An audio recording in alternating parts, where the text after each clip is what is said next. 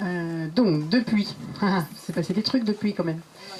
Donc là, on s'est arrêté en septembre 2017 à la première perquisition, vague de perquisition qui est le début, donc, du moins nous, on apprend à ce moment-là qu'il y a une instruction pour association de malfaiteurs contre toutes les personnes qui militent depuis les 2 ans passés, et notamment sur l'année 2017.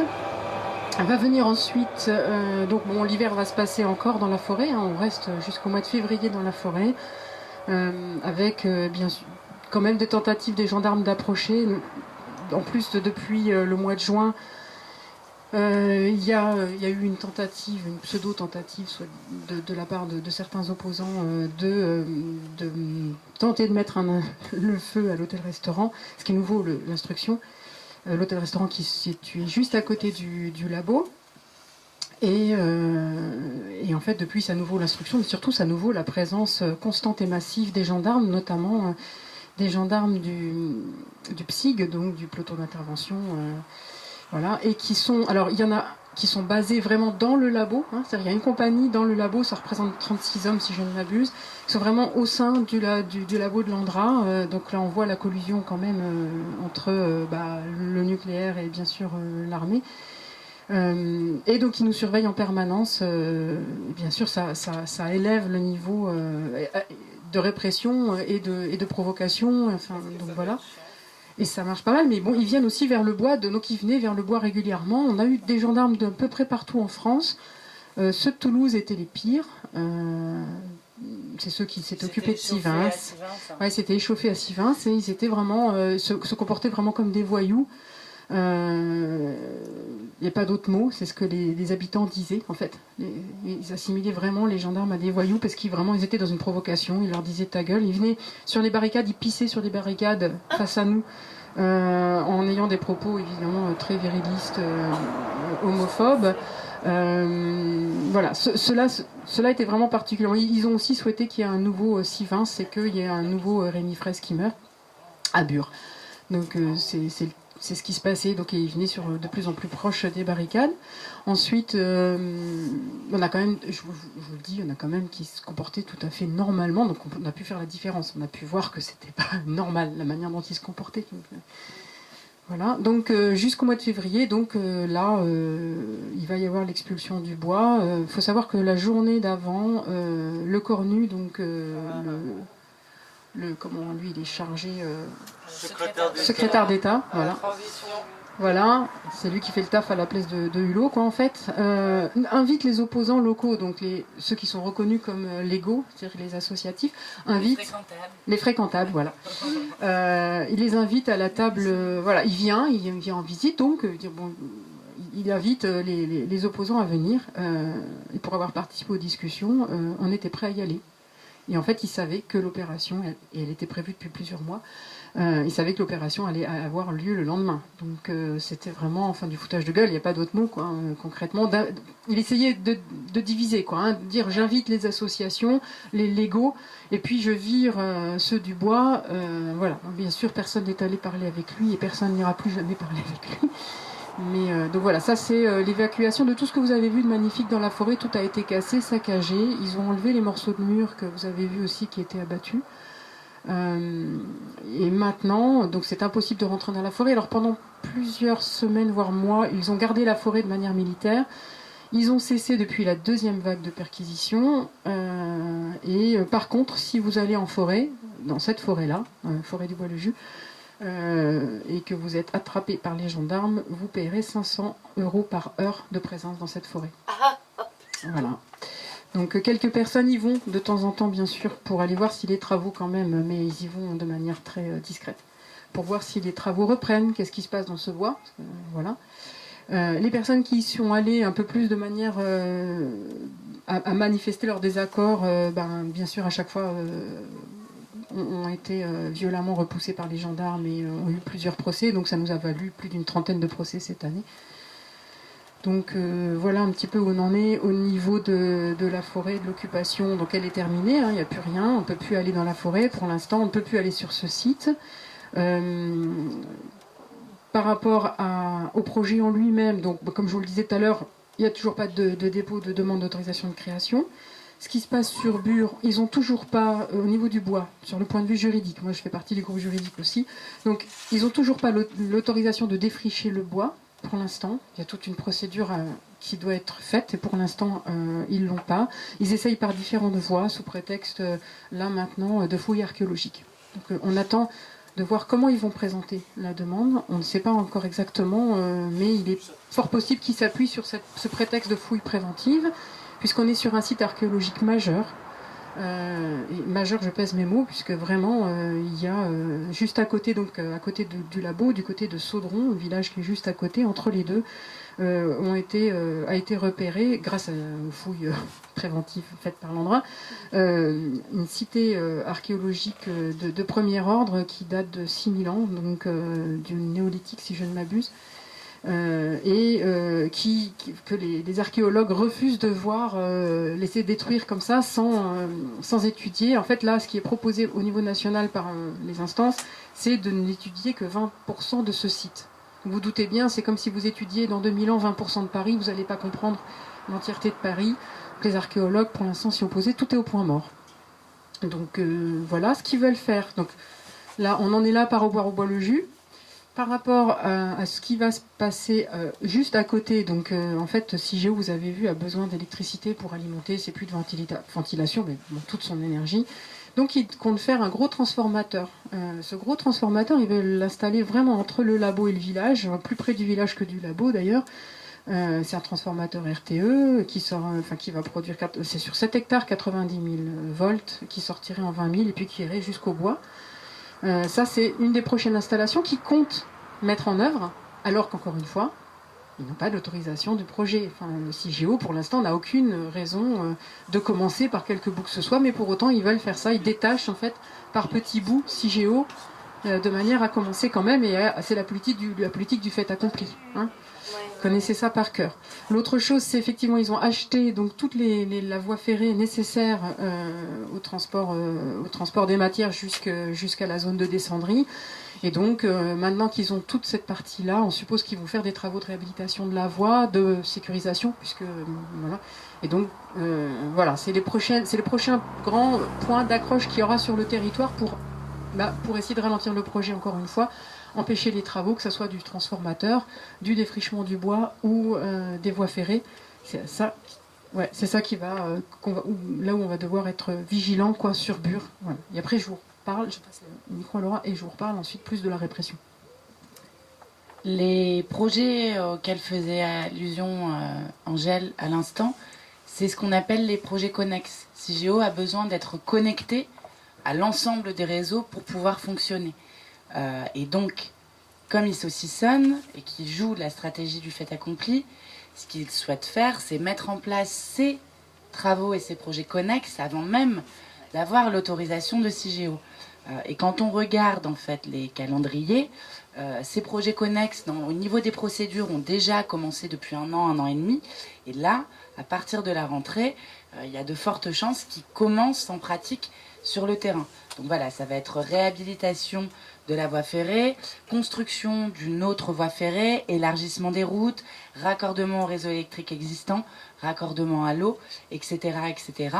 Et puis, à côté, il y a tous les projets dits d'accompagnement économique du territoire et de colonisation, avec, on en parlait tout à l'heure, un projet de laverie pour le linge contaminé. Donc c'était une activité qui se faisait à La Hague pendant longtemps, qui a été arrêtée il y a quelques années, qui aujourd'hui est faite aux Pays-Bas. Donc ça, on voudrait la rapatrier en France. Installation de stockage de pièces neuves pour les futurs réacteurs, installation de stockage de pièces contaminées. Il y a aussi le commissariat à l'énergie atomique et aux énergies alternatives qui avait lancé un projet Saint-Dièse, alors qui, grâce à l'opposition, est en train de capoter, mais où ils essayaient de mettre en place, donc on fait un petit peu de greenwashing aussi, tant qu'à faire, de mettre en place un projet pour faire, j'ai du mal à le dire tellement c'est aberrant en fait, des agrocarburants par un procédé de gazéification du bois. En gros, ce qu'on se dit, c'est qu'ils avaient fait ce projet pour pouvoir justifier l'utilisation du bois de tout le bois qui allait être rasé, quoi. Voilà, et du coup, ce que je vous montrais là, le film qui se déroulait pendant qu'Angèle parlait, c'était une des perquisitions, donc la perquisition du mois de septembre. Depuis, il y a eu 2 perquisitions, donc perquisition en même temps qu'il y avait l'expulsion du Bois-le-Jus en février, et dernièrement, le 20 juin, où là, il y a eu plus d'une dizaine de perquisitions, et pas que autour de Bure et dans la région, mais jusque Paris, Toulouse. Donc c'est-à-dire qu'ils commencent à aller chercher les gens voilà, ailleurs, là où ils habitent, ou même chez des proches, et vraiment dans le cadre donc, de cette association de malfaiteurs. Ouais, ça va, ça fait pas trop d'informations, vous voulez faire une pause, discuter d'autre chose? Alors, oui, pourquoi pour rebondir sur ce que tu dis, par exemple, pourquoi ils sont allés à Romans-sur-Isère mettre quelqu'un en perquisition, enfin mettre quelqu'un en garde à vue et perquisitionner le domicile de sa copine, puisque c'est là qu'il était. C'est la personne qui donnait, qui avait pris qui avait donné son nom pour l'hébergement du site vmc.camp, par exemple. Donc cette personne, c'était quelqu'un qui est un peu doué pour faire des sites internet, qui nous a filé un coup de main juste comme ça. Et voilà, elle se retrouve effectivement du coup perquisitionnée aussi, mise en garde à vue. Enfin voilà, donc c'est. Voilà, il ne faut pas avoir des compétences en informatique, ou alors il faut effectivement se cacher, de plus en plus se cacher. C'est un petit peu ce qui nous force à faire. Alors moi je suis concernée par cette répression. J'ai été perquisitionnée le 20 septembre, donc la première vague de perquisition, en même temps que la maison de résistance. Et là, ma première réaction, ça a été de dire ok, on me fait rentrer dans une association de malfaiteurs. Oui, effectivement, je m'associe. Et je vais certainement pas m'en cacher. Enfin, je milite contre le nucléaire. J'estime que j'ai le droit de distribuer des tracts, que j'ai le droit d'organiser des réunions, ou de participer à des réunions, d'organiser le festival des burlesques, de participer à des manifestations. Voilà, comme vous tous, je pense à un moment ou à un autre, je me dis, je milite, oui, effectivement, je m'associe avec vous, avec d'autres, et effectivement, je milite. C'est ce que je vais faire du mois de septembre jusqu'au mois de juin. Je ne vais pas protéger plus que ça mes communications, téléphoniques notamment. Je vais continuer à m'afficher. J'ai répondu à des interviews, à Mediapart, à d'autres, en disant, oui, j'assume, en fait. Effectivement, on n'a pas le choix, ça fait 25 ans qu'on essaye... d'utiliser tous les outils que la démocratie met en place pour contester un projet, et tout est bafoué. Il n'y a pas que nous qui le disons, nous les plus récemment arrivés dans la lutte, mais aussi les plus anciens, notamment des élus. Voilà, il y a un moment où effectivement, quand on n'arrive pas à se faire entendre, on occupe la forêt pour la protéger. C'est ce qui s'est passé. Donc c'est ce que j'ai fait jusqu'au mois de juin. Mais en fait, jusqu'au mois de juin, mon dossier d'instruction, le dossier d'instruction se remplissait de tous les propos que je pouvais tenir, et notamment pendant ma garde à vue, quand j'ai subi la deuxième vague, la troisième vague. Il y a eu une perquisition effectivement en même temps que l'expulsion. Mais dans le cadre de l'instruction, vraiment, il y a une deuxième vague, grosse vague. C'était l'opération du 20 juin, qui vient de se passer. Et là, j'ai été mise en garde à vue avec d'autres. Et pendant cette garde à vue, par exemple, on m'a sorti mes déclarations à Mediapart. Vous voyez ? Donc, voilà, qui se retourne contre moi, en fait. Maintenant, tout ce que j'ai pu dire se retourne contre moi, vraiment. Donc, c'est juste, il faut comprendre cet aspect-là. Moi, j'ai eu une stratégie un peu citoyenniste de dire, oui, j'assume, effectivement, je milite. Je continue à l'assumer, je continue à le dire, mais quand je fais ça, je continue aussi à remplir mon dossier d'instruction. Parce que tout est dans un dossier d'instruction, comme il se monte, c'est un peu l'affaire Tarnac, c'est un peu la même chose. En fait, ils prennent quelque chose et ils l'interprètent avec leur fantasme à eux, leur fantasme de terrorisme, leur fantasme d'organisation hiérarchique, leur fantasme d'organisation mafieuse, finalement. Ils interprètent tout d'une autre manière. Alors ça peut paraître anodin quand je le dis, sauf que c'est inscrit dans un dossier d'instruction où je risque 10 ans de prison. Donc c'est pas complètement anodin. C'est vraiment une procédure judiciaire qui est bien réelle, contre laquelle il va falloir qu'on se batte, qu'on se défende. C'est pas facile parce que ils peuvent vraiment encore une fois retourner tous les éléments contre nous voilà. Qu'est-ce qu'ils ont de concret contre toi? Alors, rien du tout. Absolument rien. Qu'est-ce qu'ils peuvent faire? Alors, en fait, l'association de malfaiteurs, pour ceux qui connaissent un petit peu leur histoire, il faut se rappeler des lois scélérates. Vous connaissez un petit peu ça? Non. C'est vraiment c'est ce qui a été utilisé contre les anarchistes dans un autre siècle, pas si loin que nous, si loin, voilà. En fait, c'est vraiment ce qu'ils disent. Dans le dossier, je vais essayer de le résumer, d'être relativement clair. En gros, ce qu'ils disent dans le dossier, c'est que depuis 2 ans, il y a une nouvelle forme de contestation qui est arrivée sur le site de Bure contre le labo, qui n'est pas que propre au labo, hein. C'est pareil sur la ZAD, c'est pareil sur le mouvement loi travail. Vous avez bien vu que de plus en plus la contestation utilise des méthodes de confrontation beaucoup plus musclées. Donc voilà ce qu'ils disent. Ils disent, ok, avant il y avait une contestation qui était légitime, voilà, en démocratie c'est bien normal. D'ailleurs, certainement que ça les arrangeait bien un peu, voilà, qu'il y ait une contestation quand même, et puis qu'ils essayent de prouver quand même, qu'ils lançaient des débats publics, enfin pour répondre à cette contestation. Sauf que là, effectivement, depuis 2 ans, la contestation a évolué et ils disent il y a des éléments radicaux, violents, qui ont rejoint les troupes. En fait, les opposants historiques, ceux qui considèrent eux comme légitimes, les laissent faire. Et non seulement les laissent faire, mais en plus, ils les aident à faire. C'est-à-dire, par exemple, la Maison de Résistance, qui est donc appartient à l'association Bure Zone Libre et au réseau Sortir du nucléaire, dans le cadre d'une SCI, eh bien, ces 2 associations, puisqu'elles mettent à disposition la Maison de Résistance, en fait, permettent la commission des actes qui vont ensuite être faits dans toutes les manifs, bien sûr, parce que à chaque fois, il y a les manifs à Bar-le-Duc et les manifs à Bure, enfin moi, à chaque fois qu'il va se passer quelque chose, la base arrière de préparation sera forcément la maison de résistance. Vous doutez bien que tout le monde passe par la maison de résistance pour y préparer ses crimes. Enfin, ça paraît une évidence à tout le monde. Alors vous savez où aller pour préparer vos cocktails Molotov, vous allez à la maison de résistance. En gros, c'est ce que les flics supposent, c'est que ce que les flics écrivent dans leur dossier, ce que la justice va essayer de prouver, c'est ça. Donc voilà, vous vous doutez bien que c'est absolument pas le cas, que l'association Bure Zone Libre ou même le réseau Sortir du nucléaire ne met pas à disposition la maison de résistance dans ce but, mais c'est bien un lieu d'information, un lieu ouvert au public.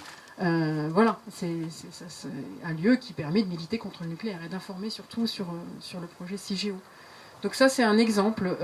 Mais au-delà de ça, dans ces associations, dans Burstop, que vous connaissez tous, moi je suis membre de Burstop aussi. Vous avez vu à nombreuses reprises Corinne parler, vous la voyez très jeune, puis après vous la voyez plus 20 ans après. Voilà, 20 ans après. Et moi je l'admire, à chaque fois que je vois ça, à chaque fois j'ai les larmes aux yeux parce que j'admire cette personne. Enfin, 25 ans de combat.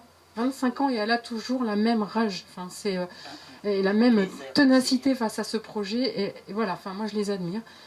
Voilà, enfin, je sais plus pourquoi je parlais de ça d'ailleurs, mais de Corinne, ah oui, des associations. Donc en fait, toutes les associations, donc le réseau Sortir du nucléaire, Bure Zone Libre, Burstop, une autre association qui s'appelle Cassandre, qui est sur le 54, sur la Moselle, à Nancy, qui aide, qui est la branche qui aide financièrement pour payer les avocats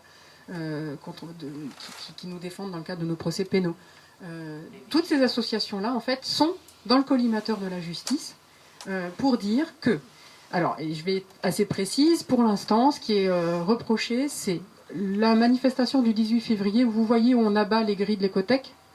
L'écothèque, c'est un bâtiment créé par Landrin, donc c'est l'espèce de greenwashing, de musée greenwashing, où ils collectent à un instant T, l'instant zéro, c'est donc maintenant, en ce moment, avant le labo, ils collectent des échantillons de nature. Tu me corriges si je me trompe, c'est à peu près ça. Hein. Voilà. Pour les mettre dans les verrines, hein, pour les mettre sous verre en fait. Et comme ça, dans 300 ans, on verra quel était l'état de la nature qu'ils vont complètement détruire à cette époque-là, à notre époque. Hein. Donc c'était hautement significatif effectivement de faire tomber les grilles de cet écotex, surtout que juste à ce moment-là, parallèlement à ça, l'autorisation. Attends, comment c'était l'autorisation de défrichement. Oui. Vas-y, rappelle-moi, c'est. Distraction. Non, c'était pas ça. C'était. Attends, ça. On arrive à se mélanger. Ah oui, on arrive. Le CGEDD. Ah mince, comment ça s'appelle bref. Ça va revenir, mais enfin, l'autorité environnementale. Voilà. L'autorité environnementale, au même moment, au moment du 18 février, donne son accord. Donc c'est elle qui donne un accord pour déroger au principe de protection des espèces et déroger, en fait, voilà, il y a des espèces protégées sur ce site, pour défricher quand même le bois. Donc c'était vraiment symbolique. À ce moment-là, il y a cette manifestation. Et Landra faisait son expo Promenons-nous dans les bois. Voilà, il y avait une exposition. Une expo de valorisation de la forêt. Voilà. Donc voilà. Promenons-nous dans les bois. Voilà, ça c'est le 18 On l'avait février. détourné, évidemment, pendant que Landra n'y est pas, tout ça, je pense Ouais, bien. voilà. Ah oui. Donc voilà, c'est toujours voilà. Et donc le 18 février, il y a les grilles d'écothèque qui tombent, il y a quand même une personne qui a été en procès pour ça, qui est en appel maintenant. Il y a ensuite le 20 juin, le moment où un groupe essaye essaye de tenter de mettre l'incendie parce que c'est tellement ridicule. Enfin, évidemment, l'hôtel-restaurant était ouvert le lendemain ou le lendemain matin était déjà ouvert. Enfin, il n'y avait absolument pas d'incendie. Tout monté en épingle. Ça a été monté en épingle et vraiment, ça a servi d'excuse à une répression, à une présence. On se demande même au regard du dossier si c'est pas clairement un piège. Parce que ce soir-là, il y avait des vigiles, les portes étaient toutes vertes. En fait, ils ont vu les gens passer. Quand on regarde le dossier, c'est assez affligeant, oui, effectivement.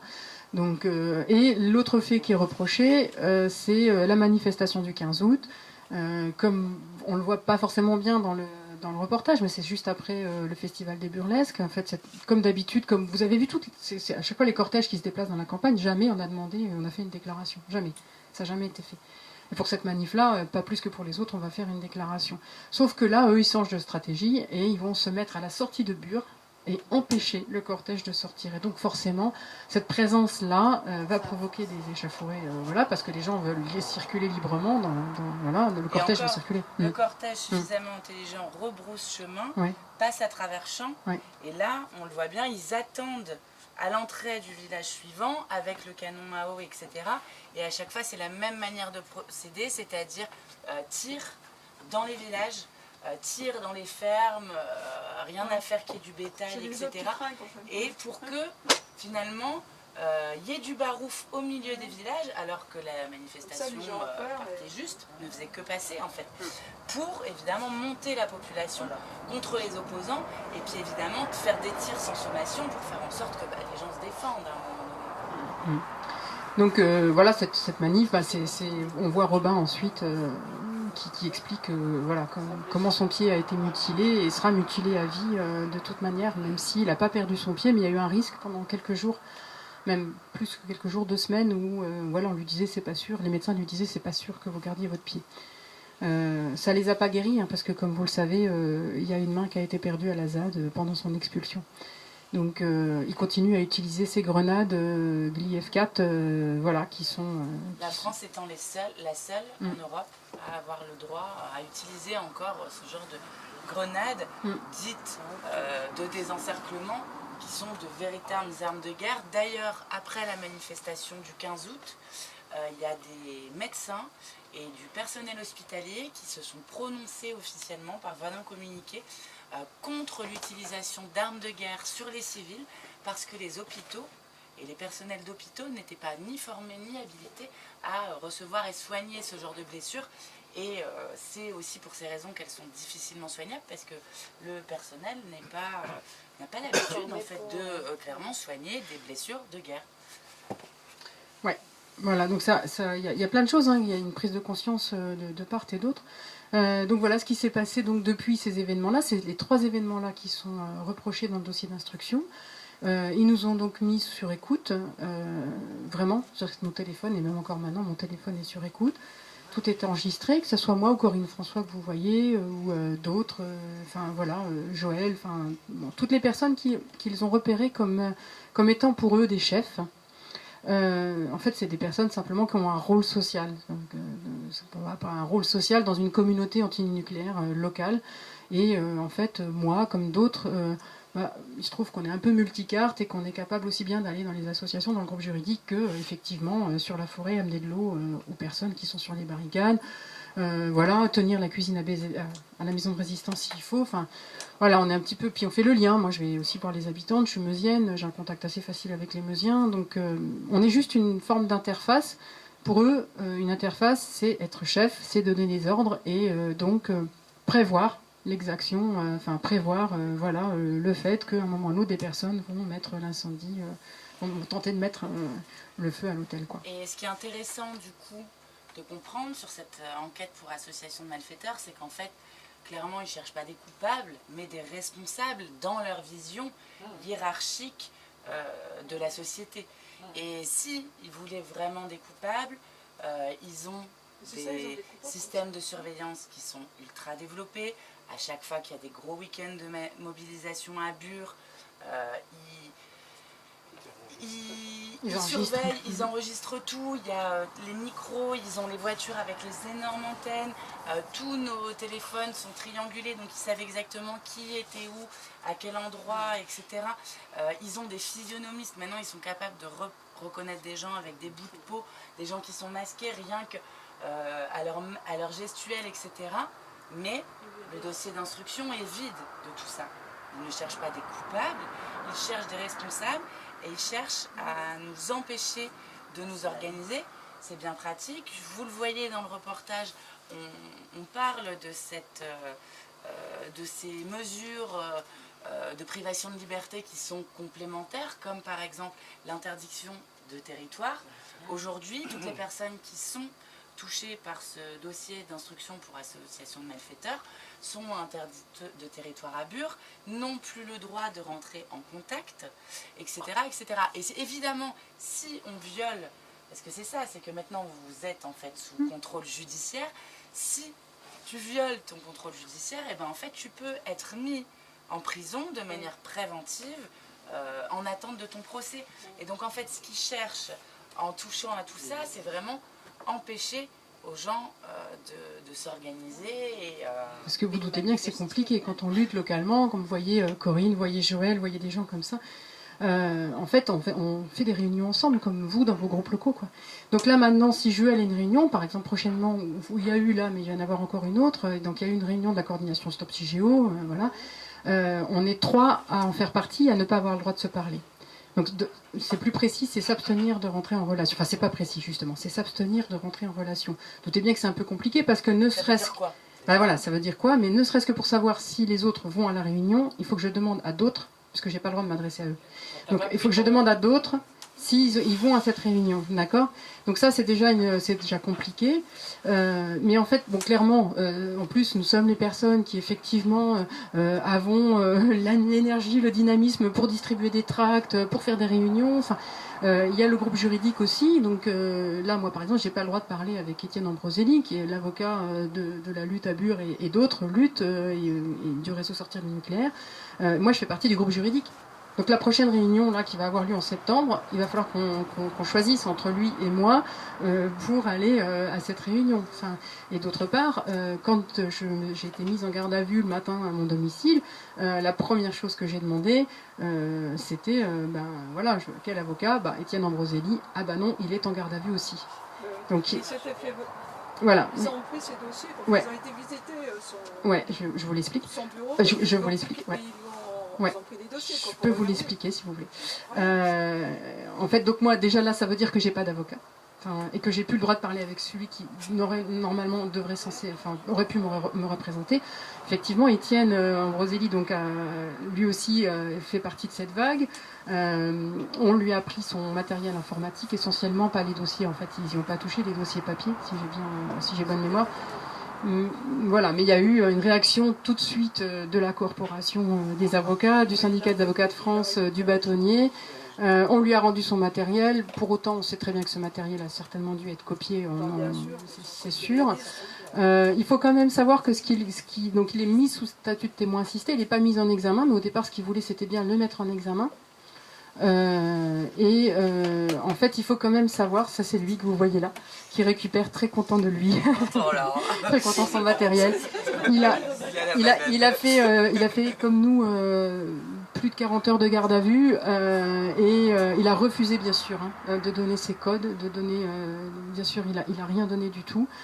Il faut savoir que, vous pouvez le voir sur Mediapart, juste après, il y a eu un plateau Mediapart où on le voit lui et une autre consoeur.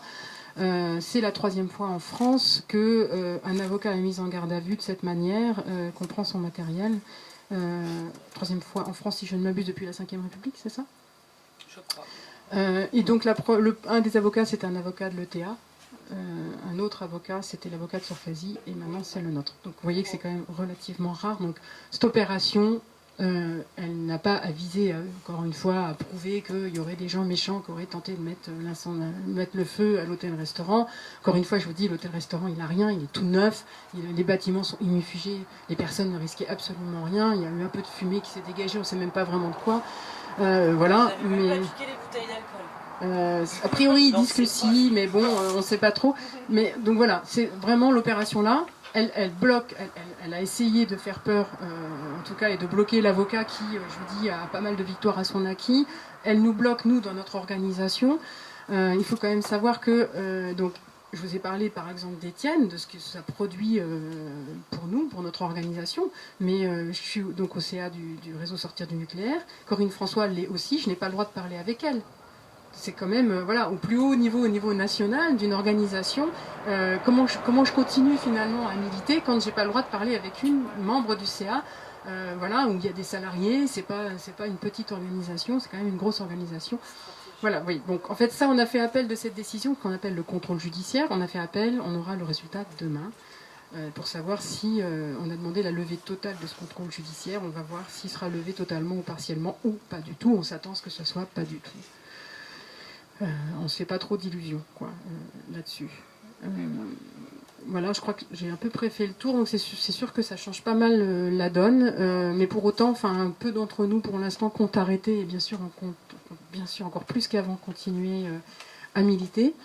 Mais c'est vrai qu'on est peut-être un peu plus attentif à peut-être protéger plus nos communications, parce que moi, même si je suis juste en train de donner la recette de crêpes de ma grand-mère à ma sœur, j'ai pas envie qu'un flic sache que ta sœur fait des crêpes. Voilà, soit en train de noter cette recette. En fait, tout simplement, c'était un peu étrange pendant ma garde à vue. Je vous dis des petites choses comme ça. J'ai resté 57 heures en garde à vue. Les gendarmes étaient tout à fait courtois et il n'y a pas eu de souci de ce côté-là. Je peux rien en dire. Mais par contre, c'était un peu étrange et même psychologiquement dérangeant d'entendre un des gendarmes qui dit, un des OPJ, l'officier de police judiciaire, qui dit vous savez, quand je vous ai écouté, parce que c'est lui qui m'écoutait, quand je vous ai écouté et que j'ai entendu que vous aviez des problèmes avec votre fils parce qu'il commençait à s'intéresser aux religions, j'ai repensé aux miens. Voilà, c'est très étrange quand on vous dit ça et que vous êtes en garde à vue. C'est très très étrange. Mais il y a plein de choses en fait. Ils vous disent, voilà, il me connaissait vraiment. Il me parlait comme s'il me connaissait. Forcément parce qu'il me connaissait. Bien. Donc il me parlait comme s'il me connaissait. Il montrait une certaine forme de... Voilà. Il était donc... voilà, en fait, je vous assure que j'utilise beaucoup moins mon téléphone depuis, forcément. On ne peut pas protéger son téléphone contre ça. Non. Parce qu'on s'est aperçu que même ce qu'on le portable. utilisait de manière cryptée, etc., en fait... C'est pas sûr. Même avec un portable, ils arrivent à vous détecter. En fait, le pire ennemi des militants, là, maintenant, je peux vous l'assurer, c'est le téléphone portable. Non, c'est le téléphone portable. Parce que, en fait, pourquoi à un moment ou à un autre, ils ont l'ordinateur aussi, mais les ordinateurs, on peut les protéger. Je vous l'expliquerai pas là, mais on fera des ateliers informatiques un jour, on vous expliquera ça. Mais le téléphone, non, parce que là, une fois qu'il est branché, ils savent que je suis ici. Oui. Voilà, ils me localisent. Ils peuvent écouter, là en ce moment, ils sont en train de nous écouter grâce à ça. Simplement ça, parce que ça fait office d'un micro. Oui. Et quand évidemment il y a une instruction en cours, ils enregistrent. Moi, je me suis entendue, c'est pas juste une vue de l'esprit. Ils m'ont fait écouter ce que j'avais dit. Même fermé. Même fermé, oui. Il faut enlever la batterie et la carte SIM, surtout la batterie en fait. Le mieux, c'est quand c'est loin. Le mieux, c'est de les enlever. Voilà. Donc vraiment, le pire ennemi, c'est ça, en fait. Ça, concrètement... Moi, j'ai laissé mon temps. Et du coup, par rapport à ça, il y a l'émission de Mediapart, on ne va pas vous la diffuser là, parce qu'on a déjà bien trop traîné. Bure, on cherche à nous terroriser, et qui a été faite juste après, justement, les perquisitions pour cette enquête pour association de malfaiteurs, et où on voit... voilà. Il est très bien parce qu'on voit des avocats qui viennent témoigner, et notamment une sociologue qui explique très bien comment a été dans l'histoire mis en place et utilisé ce procédé d'enquête pour association de malfaiteurs qui, si je dis pas de bêtises, a été mis en place pour la première fois en France par Napoléon et ensuite qui a été utilisé à différentes époques pour réprimer les mouvements sociaux. Le mouvement anarchiste au siècle dernier, le mouvement, on va dire, écolo maintenant, et qui n'a... C'est une procédure qui a été... Analysé. Ouais, mais même elle a été annulée, enfin en tout cas elle a été suspendue en France, on va dire 2-3 ans, mais elle a été très vite remise derrière en place par la droite. Voilà, mais reportage très intéressant à écouter. Ouais. Moi j'ai Voilà. une petite question. Au niveau gouvernemental, à l'heure actuelle, qu'est-ce que vous pensez de Nicolas Hulot en tant qu'écologiste? Je vous renvoie la Oui, question. mais attends. Soit on dit ce qu'on pense vraiment, soit on dit Joker. Non, mais vous dites. Non, non, ce que vous pensez Attention, vraiment. vous êtes écoutés. Hein. On est en plus enregistré. Enlevez, vous dites qu'il faut enlever Non, la mais là, on est carte enregistré d'identité. par les caméras qui sont là, mais enfin, est-ce que encore maintenant vous faites confiance aux hommes politiques que vous Non, élisez? pas du tout, Ben non. voilà. Donc la réponse est là, et Nicolas Hulot n'échappe pas à cette règle, bien Mais sûr. est-ce qu'il est points et malier ou est-ce que il fait partie de tout le Il a groupe dit qu'il de ferait panier de une crabe identité. Écoutez, sa fondation a été financée longtemps par EDF. Hein. La fondation Hulot a été financée longtemps par EDF. Je ne pense pas que cet homme puisse être maintenant indépendant de quoi que ce soit, des lobbies nucléaires. Ouais. Et encore moins quand on accepte de rentrer dans un gouvernement où le Premier ministre a été le directeur chargé de communication de l'Andra, enfin c'est ça, d'Areva.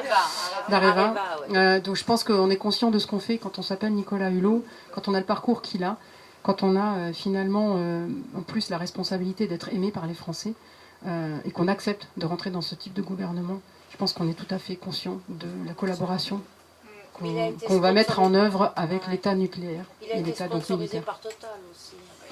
Voilà. Donc voilà, et vous le voyez vous le voyez en fait dans le film. Hein, enfin, comment on retourne très vite ses idées.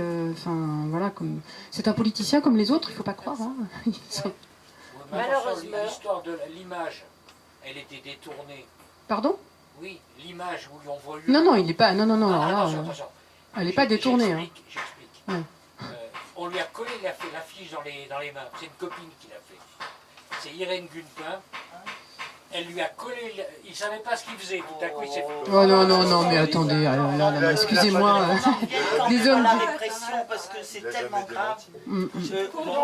Enfin, Nicolas Hulot, c'est pas très intéressant, c'est un pantin comme les autres. En fait, c'est plus intéressant d'écouter les propos, par exemple, qui ont été tenus par le ministre de l'Intérieur. Enfin, voilà, il n'y a pas longtemps, il y a eu quand même ces propos de dire, dans une manifestation, si vous vous trouvez à côté de quelqu'un qui commet un acte illégal, vous êtes complice si vous ne dites rien. Donc, enfin, voilà, et c'est exactement, pour revenir à la répression, comme Brigitte le dit, on est là-dedans, en fait. Ce qu'on nous pousse, on nous pousse parce que la France n'a pas fait son examen de conscience, on nous pousse à nouveau à la délation. Voilà, donc sous prétexte, soi-disant, de protéger finalement les intérêts de la France, faudrait-il encore que les intérêts de la France soient un État nucléaire? Est-ce qu'on est d'accord pour dire que l'intérêt de la France, c'est de poursuivre le nucléaire? Voilà, donc par exemple, en l'occurrence, il n'y a pas que ces répressions-là, pas que contre En le fait, nucléaire. ils installent vraiment la répression. Moi, je ne sais pas qui était, mais par exemple, ils vont faire il y a quelques temps, là, il y avait 4 gendarmes. Hein. Ils vont faire une gendarmerie pour 250 habitants. Hein. Oui, d'ailleurs, Bah ça voilà. c'est intéressant. C'est le seul territoire en France sur lequel peuvent intervenir 7 ou 8 gendarmeries. Donc des gendarmeries, il y en a dans un rayon de 20 km autour de Bure, 7 ou 8, et elles ont toutes le droit d'intervenir sur les territoires de Bure. Il n'y a aucune campagne qui n'est organisée de cette façon. Normalement, au contraire, c'est chacun a bien son territoire. Son territoire, Voilà, ouais. normalement. Ouais, exact. Mais voilà, c'est une exception. Et donc, cette répression a été très crescendo. Ils ont commencé gentiment à venir nous parler, patati patata, bon. Et puis ensuite, ils ont commencé à emmerder tout le monde.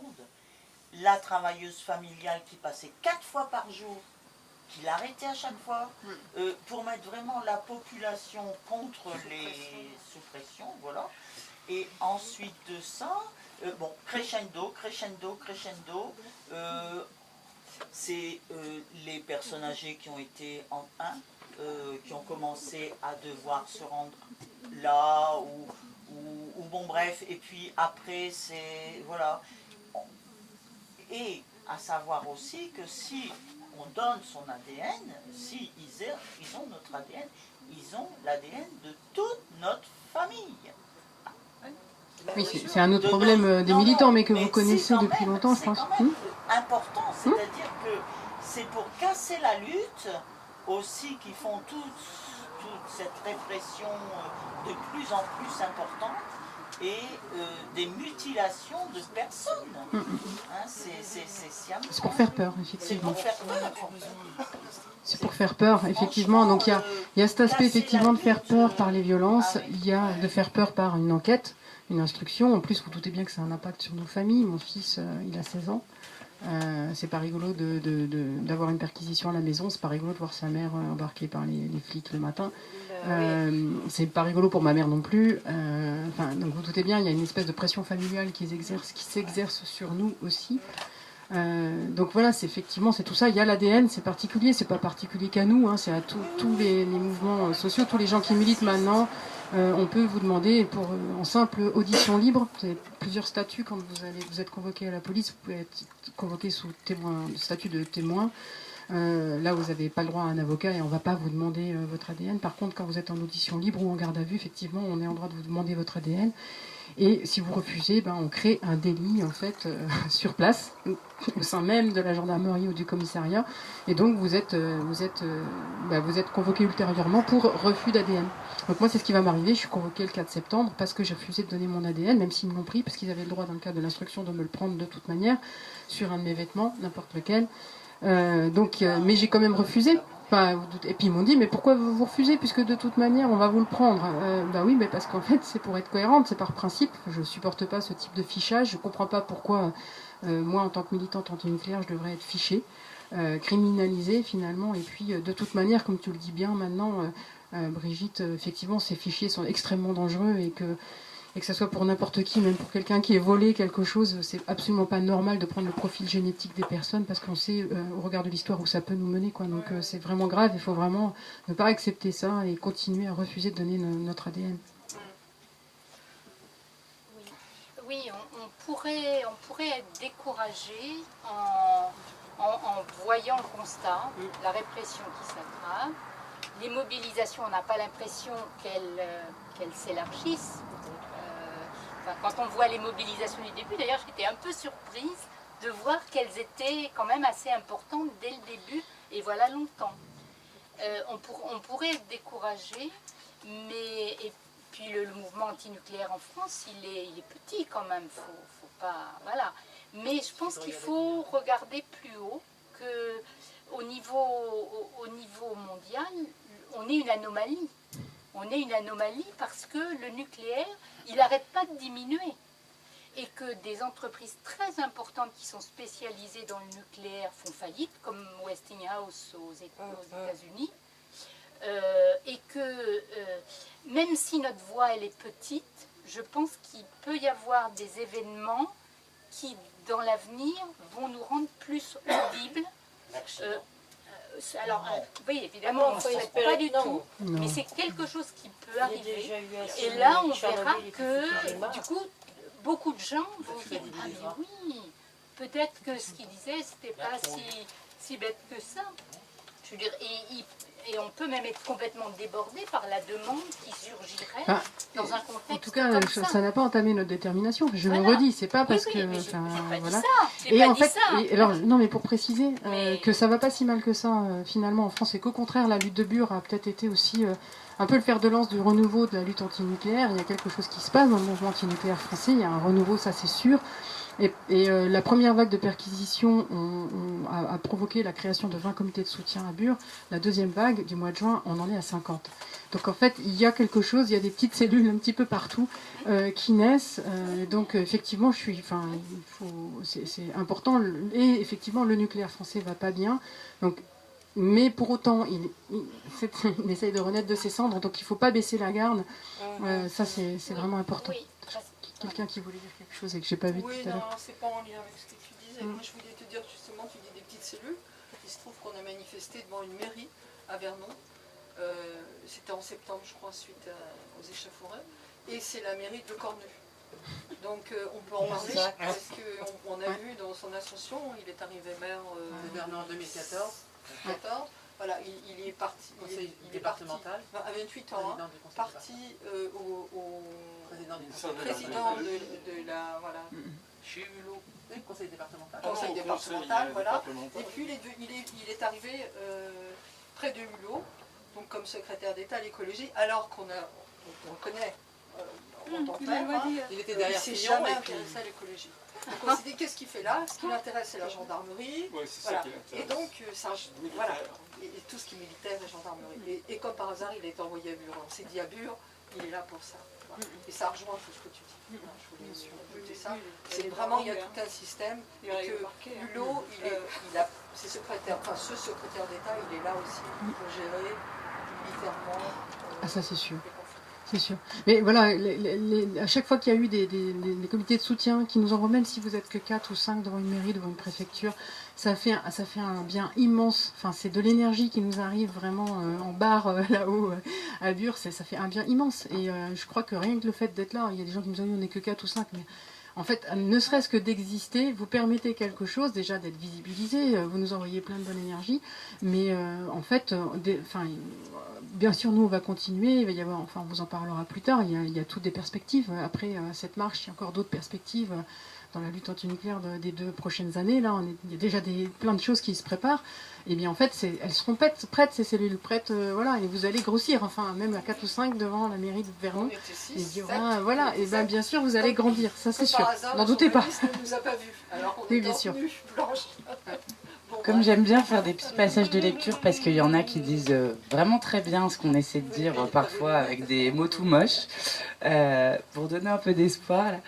La filière nucléaire française est aujourd'hui un point de bascule. Les comptes d'Areva et EDF sont aussi peu solides que la cuve de l'EPR de Flamanville. Les centrales arrivent en fin de course. Elles devront être fermées ou coûteusement maintenues en vie. À l'hiver 2016, pour la première fois en 40 ans, une vingtaine de réacteurs français étaient à l'arrêt pour défaillance de sécurité. Les commandes mondiales s'essoufflent. Dans ce jeu destructeur, CIGEO est l'atout commercial qui donne l'illusion d'une maîtrise totale du cycle. Il sert de prétexte pour relancer indéfiniment l'atome. Sans cette vitrine, le nucléaire s'écroule.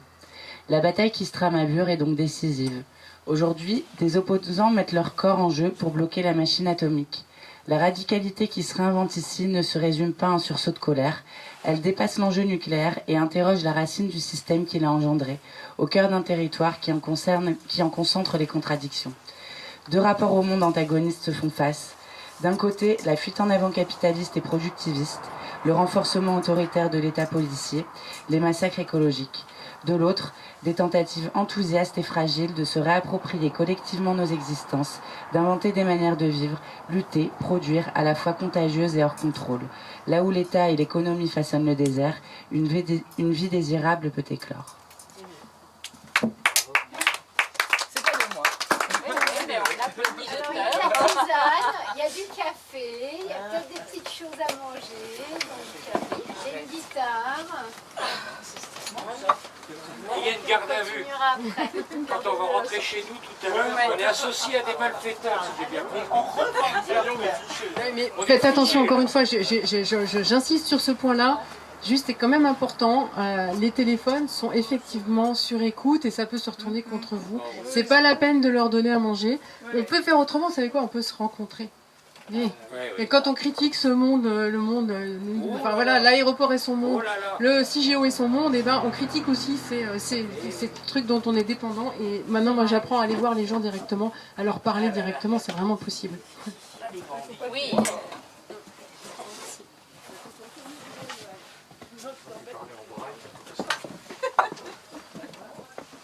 Surtout que ça s'écrit.